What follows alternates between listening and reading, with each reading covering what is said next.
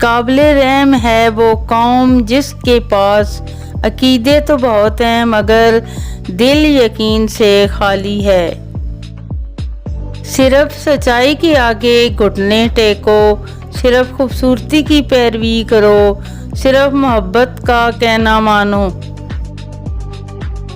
اگر مذہب محض جنت کی بشارت کا نام ہے، حب الوطنی ذاتی مفاد کے لیے ہے اور علم کا مقصد دولت اور آسائش کا اصول ہے، تو میں کافر، غدار اور جاہل کہلانا پسند کروں گا۔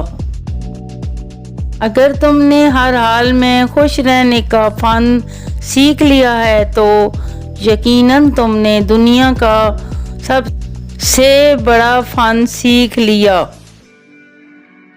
جب کوئی شخص قتل کرتا ہے تو قاتل کہلاتا ہے، اور جب جج اسے موت کی سزا کا حکم سناتا ہے تو منصف کہلاتا ہے۔ میں زمانے کا قیاس اپنے اس قول سے نہ کروں کہ کل تھا اور کل ہوگا۔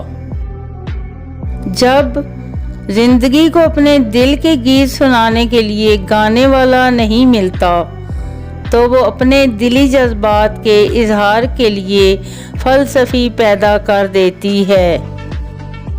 آج سے کل کا جنم ہوتا ہے، خزاں کی کوکھ سے بہار پیدا ہوتی ہے۔